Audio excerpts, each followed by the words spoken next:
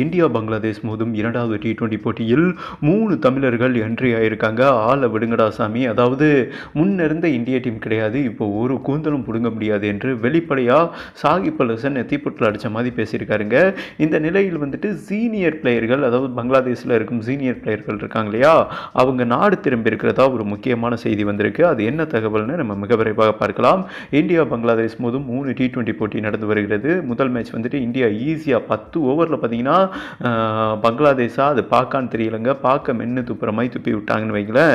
ஹர்திக் பாண்டியா ஒரே ஆள் 16 பந்திலே மேட்சை முடிச்சிட்டார், நாக் அவுட் பண்ணிட்டாரு. இந்த நிலையில் ஆல்ரெடி இந்திய பிளேயிங் லெவனில் 2 தமிழர்கள் விளையாண்டாங்க. வாஷிங்டன் சுந்தர் அண்ட் வருண் சக்கரவர்த்தி பின்னிட்டாரு, பிரிச்சிட்டாரு.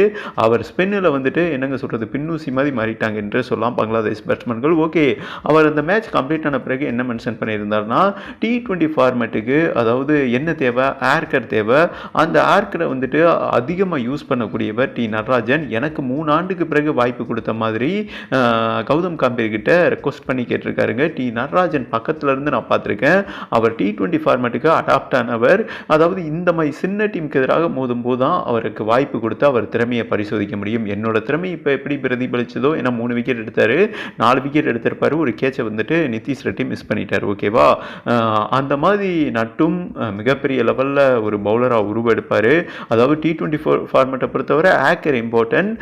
பும்ரா எதனால் சர்வே பண்ணுறாருனா அதான் காரணம். நட்டுக்கிட்டையும் அந்த எபிலிட்டி இருக்குது. இன்னொரு பும்ராவா இந்திய டீம் உருவாக்கன்னா டி நடராஜனை இந்த மாதிரி டீமுக்கு எதிராக பரிசோதிக்க வேண்டும் என்று மென்ஷன் பண்ணியிருக்காருங்க. நெட் பவுலராக போயிருக்காரு. ஓகேவா, பங்களாதேஷ்க்கு எதிராக. அதனால் வந்துட்டு நாளைய மேட்ச்சில், அதாவது இரண்டாவது T20 மேட்ச் டெல்லியில் நடக்குது.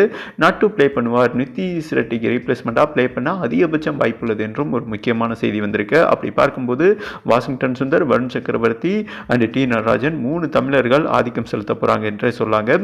இந்த நிலையில் அதாவது சாகிப் அல் ஹசன் என்ன சொல்லியிருக்காருன்னா, முன்ன இருந்த இந்திய டீம் வேறையா, அதாவது சச்சின் டெண்டுல்கர் ஒருத்தவரை நம்பி இருந்தது, அவர் அவுட் பண்ணிட்டா டெஃபினட்டாக வந்துட்டு இந்தியாவை வின் பண்ணிடலாம். இப்போலாம் வந்துட்டு அந்த பருப்பே வேகாது. 11 வீரர்களுமே சச்சினுக்கு மேலே பல மடங்கு மேட்ச் வினராக இருக்காங்க, தோனிக்கு நிகராக இருக்காங்க. ஓகேவா, இப்போ ஏற்பட்ட இந்திய டீமை வந்துட்டு இந்த மாதிரி சின்ன டீம், அதாவது அவங்க டீமே அவர் மட்டன் தட்டுறாருன்னு வைங்களேன், ஜெயிக்க முடியாது, மட்டன் அடித்து ஜோலியை முடிச்சு போடுவாங்க.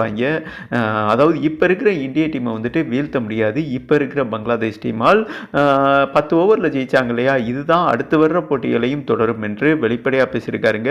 இந்திய டீம் வேற லெவலில் உயர்ந்துட்டாங்க, இன்னும் பங்களாதேஷ் டீம் வந்துட்டு உயராமல் இருக்காங்க. இதுதான் காரணம். இந்திய டீமை வந்துட்டு வின் பண்ணனா நம்ம தகுதியை அவங்கள மாதிரி வளர்த்துக்கிட்டால் மட்டுமே இந்திய டீமை வீழ்த்த முடியும் என்று வெளிப்படையாக சாகிப் அல் ஹசன் வந்துட்டு மென்ஷன் பண்ணியிருக்காருங்க. நம்ம என்னதான் எஃபெக்ட் போட்டாலும் இந்தியாவுக்கு இருக்கிற திறமை வந்துட்டு ஈஸியாக அழித்து விடும் என சாகிப் அல் ஹசன் மென்ஷன் பண்ணியிருக்காரு.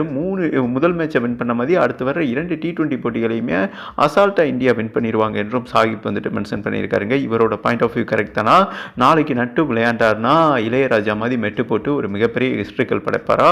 உங்களோட கருத்தை போட்டு விடுங்க. மேலும் பங்களாதேஷ் சீனியர் பிளேயர்களே இந்தியாவை வின் பண்ண முடியாதுன்னு இந்த முகமது அல்லா முக்கியமான வீரர்கள் வந்துட்டு நாடு திரும்பி இருக்கிறதா சில செய்திகள் வந்திருக்கு என்பது குறிப்பிடத்தக்கதுங்க. நாளைக்கு இந்தியா முதல் பேட் பண்ணாங்கன்னா எவ்வளோ ரன் அடிப்பாங்கன்னு நினைக்கிறீங்க? ஒரு 250 ரன் பிரித்து விடுவாங்களா? உங்களோட கருத்தை போட்டு விடுங்கன்னு சொல்லிட்டு வீடியோவை கம்ப்ளீட் பண்ணுறேங்க.